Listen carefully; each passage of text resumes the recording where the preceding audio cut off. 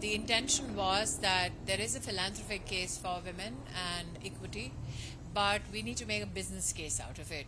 Because there's a lot of money for rhetoric, there's very little money for realities. And I believe that, and I've said this, there is always money for good cause, but that money runs out, but money never runs out for money.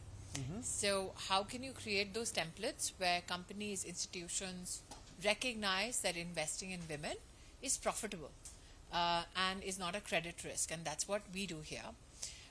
In the past 1 year, we've had 4,500 foreign delegates come together, look at the test case we've made, let's say in India, and see how we can take templates around the world. Prime Minister Modi is always of the belief that apart from government doing what it does for its people, what can we as individuals, civil society, or for that matter, individual leadership positions do something to create more possibilities of growth in our communities, or to create possibilities of collaborations on issues of welfare. So that's what basically is the foundational ethos of the Alliance.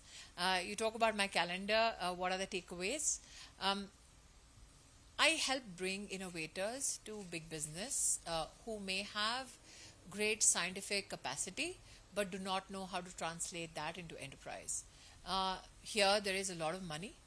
They are looking at innovation which is frugal, but innovation which is scalable, and also innovation that can be locally evidenced and can create a global impact. If you look at the issue of health on which I do work, today, if you link the aspect to only empathy and welfare, it does not move mountains when it comes to funds. What we do is to make, again, like I said, a business case for it. If you do not invest in women's health, the productivity loss to a global economy by 2030 is projected to be of $15 trillion. As a woman today, I know that when women my age get cantankerous, people slightly say, are you menopausal? But companies in the US, in fact, have computed the productivity loss to companies when they have employees who are of that age or in that stage. The loss is close to $2 billion only to US corporations. And that is why when we go into rooms where money meets innovative matter or scientific temper, we then lay the platform for engagements where we say, let's scale it up. So I'll give you a small example. Bill Gates is somebody that I've worked with for a good 6-7 years now. And last March, Bill said, can we have somebody in India make a PPH drape? You have, anybody who has a child knows that at childbirth, when women bleed, many a times that loss of blood is so huge that doctors or those who are attending to that lady who's birthing cannot compute the blood loss, and many die. There are globally 700,000 deaths every year only because of that one challenge. We said we'll find you somebody in India who can make the PPH drape as per WHO specs, and Bill said, but it has to be done at $1. We did find somebody who is like an SME, a youngster who was taking over the father's establishment and thought that they have actually no great future ahead. That kid ended up making the PPH drape at specs which were better than WHO and at $1. Interesting. So now that business, which is very small, gets connected to a global universe and the global supply chain. So now that you've been working on this alliance for a year, and you spoke of how investing in women is profitable, it's not something which is just charitable, what are the key lessons that you've learned which you think could be templates which can be scaled? We are creating that template in India this year, especially for women-owned businesses in 250 locations. We are identifying 100,000 female-owned businesses, helping them meet new financial institutions that can help them enhance their capital capacity. Many want to be a part of national markets, so we are helping them learn how to meet certification and standards of quality for national markets. If somebody, let's say, wants to be on GEM, there is a standard of quality of product or product design. They've been taught that.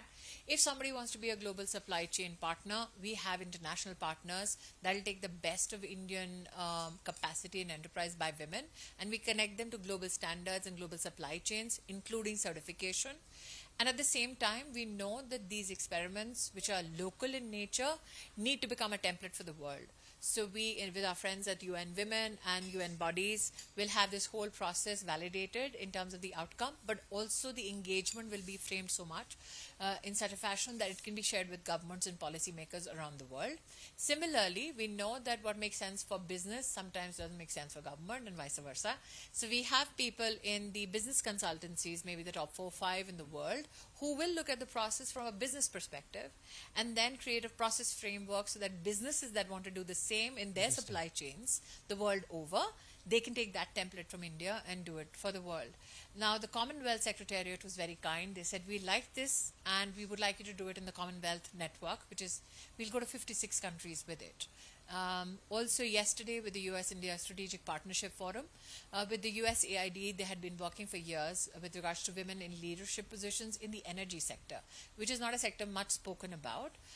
We said, why only look at women in the boardrooms?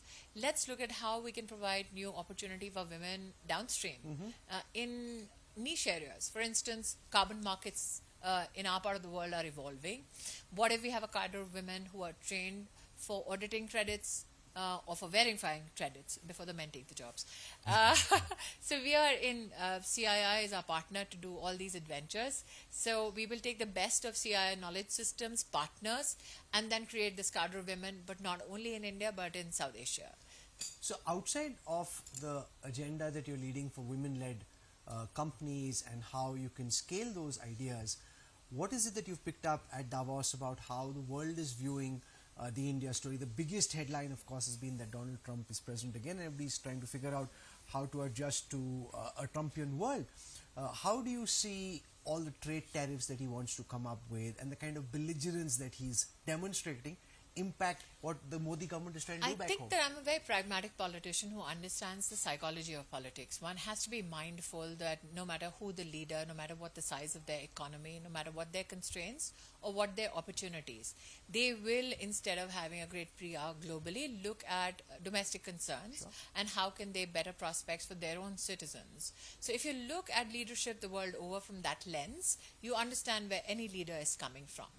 What I am extremely buoyant about is the fact that the Indian interests are being looked after by Prime Minister Modi, who knows that he can walk away from a table in such a fashion that nobody feels shortchanged. And I think that that respect, that bonhomie that two nations bring to the table has that kind of value. So instead of looking at the whole scenario now being circumspect or being tentative, I think I look at it from a pragmatic lens. The president in the US made many promises to his domestic audience. We have in the BJP seen a prime minister who set the national agenda, irrespective of the politics of it. And I think when these two minds meet together, they will come to a crossroad not of a debilitating nature. In fact, I think both will converge efforts to build a collaboration based on trust. The Argentinian president was here at the World Economic Forum, Donald Trump, Prime Minister Modi. Do you see, as you join these global political dots, a larger arc emerge for the kind of politics that seems to be succeeding with voters and the kind of politics that's being rejected? I think rejected? voters want outcomes. Outcomes that affect their economic conditions, outcome that affects the way of life that they want to ensure for their children. Voters now do not want rhetoric, they want action, and I think that's the kind of leadership that they're voting for. स्मृति जी, आप यहाँ पे अभी Davos में हैं, इसके बाद आप भारत लौट रही हैं और उसके फौरन बाद दिल्ली में इलेक्शंस हो रहे हैं. जिस तरीके से हरियाणा में, उसके बाद महाराष्ट्र में भारतीय जनता पार्टी की जीत हुई, क्या आपको लगता है कि दिल्ली में भी इस बार आप लोग अरविंद केजरीवाल को हरा पाएंगे या तीसरी दफा फिर हारने वाले हैं? मुझे ऐसा लगता है कि आपके चैनल पे हरियाणा के चुनाव के संदर्भ में जब चर्चाएं हो रही थी, तब आपने भी कभी इस अपेक्षा को नहीं दर्शाया कि भारतीय जनता पार्टी हरियाणा में सरकार बनाएगी. और ये हमारे लोकतंत्र की मैच्योरिटी को दिखाता है कि कोई भी कहीं भी बैठकर ये अंदाज़ा नहीं निकाल सकता कि इंडियन वोटर कब क्या किस मुद्दे पर या कोई लोकल विषय के साथ साथ किसी राष्ट्रीय मुद्दे पर क्या सोच रखता है. और हिंदुस्तान के लोकतंत्र की यही सबसे बड़ी ताकत है. जहाँ तक आप दिल्ली की बात करते हैं, तो मुझे लगता है आज आप फैक्चुअली देखें कि दिल्ली के जो मुद्दे हैं, उन मुद्दों पर दिल्ली की जनता किस प्रकार से आम आदमी पार्टी को आंकती है.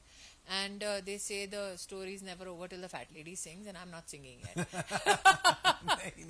नहीं, क्योंकि कि आप यहाँ पे हैं और आपसे बातचीत करने का मौका भी, तो इसलिए मैं पूछना चाहूंगा कि खूब चर्चा हुई जब आप नई दिल्ली विधानसभा क्षेत्र में जाके कुछ आपने वहाँ टाइम स्पेंड किया कि स्मृति नहीं, जी मैं आ रही दिल्ली हैं। में पैदा हुई हूँ, वहाँ रहती चांदनी चौक से हूँ। 2004 में आपने चुनाव भी लड़ा। लेकिन मैं पैदा हुई हूँ, रहती हूँ, इसलिए किसी का ये कहना कि अरे यहाँ रहती है अचानक, नहीं, मैं पैदा ही वही हूँ 76 में लेडी हार्डिंग हॉस्पिटल में।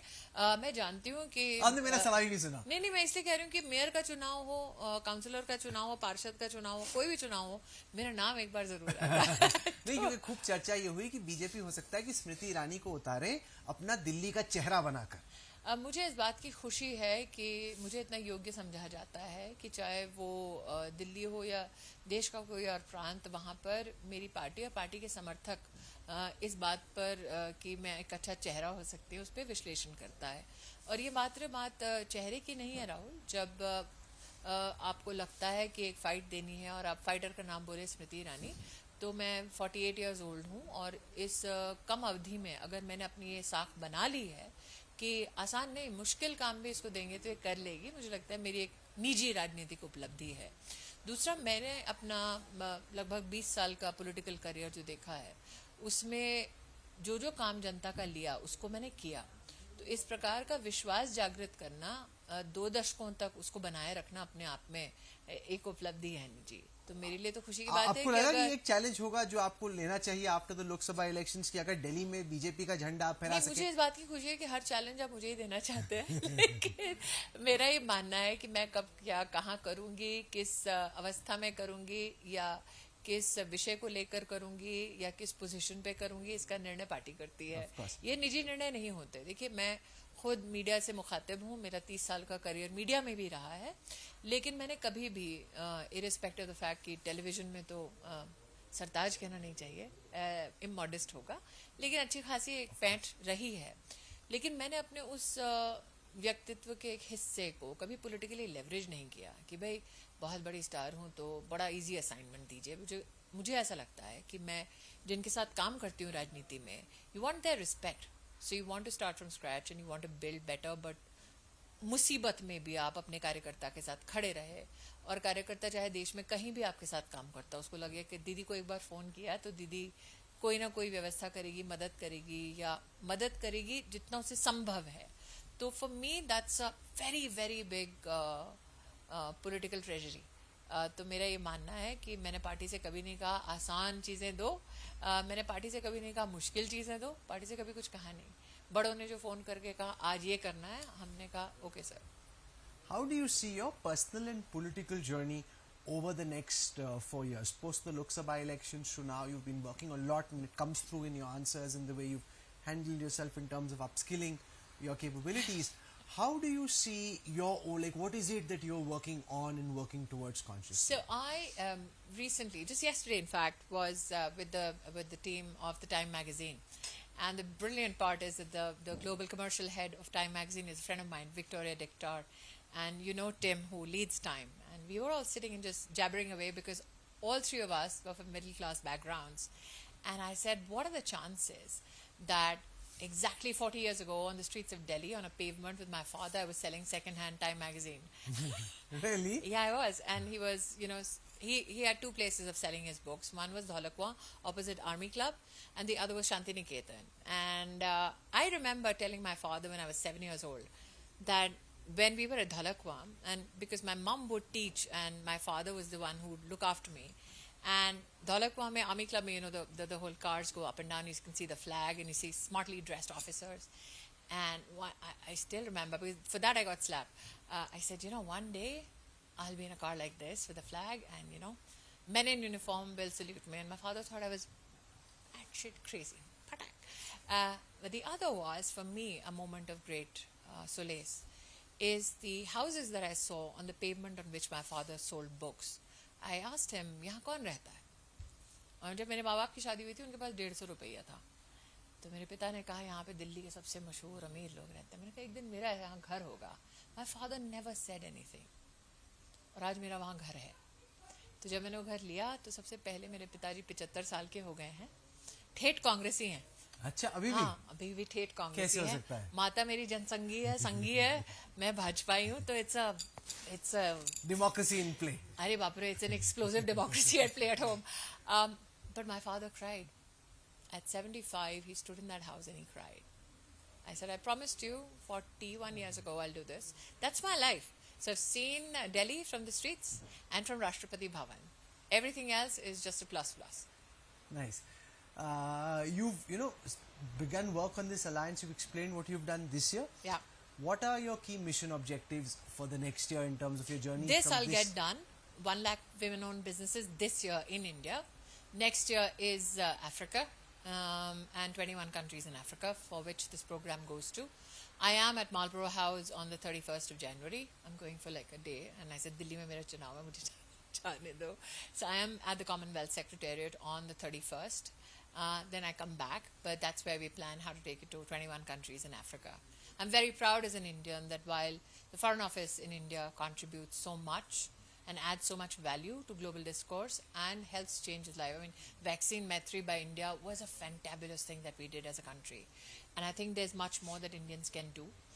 In Davos, I keep telling my fellow Indians, I say, don't sit in echo chambers, बड़ा आसान होता है, अपने ही लोगों के बीच में बैठ के अपनी ही बातें करना. Go to rooms where Indians do not find a voice and take the voice of Indians who cannot even afford a ticket to Davos. And that's what I'm proud of. So yesterday when I met Mr. Gates, he looked at the paper in my hand. He says, is that what I think it is? I said, yeah, that's a list of 12 people who are innovators in India. They have capacities, they have licenses, they don't have money to go to market. Nice. And he took the list. So I know that some Indian in that list of 12 will get a call from Gates. Nice, and thanks to you. So from Malviya Nagar to Marlborough House, there are several words you're crisscrossing. Smriti Irani ji for taking our time and joining us here at the World Economic Forum. Thank you. It was snowing in the morning. And the sun is out. You brought the sun with you, so thank you. I hope the sun stays up on the prospects of India. Well, thank you for the so conversation. much for taking our time and joining us. Thank you. Thank you.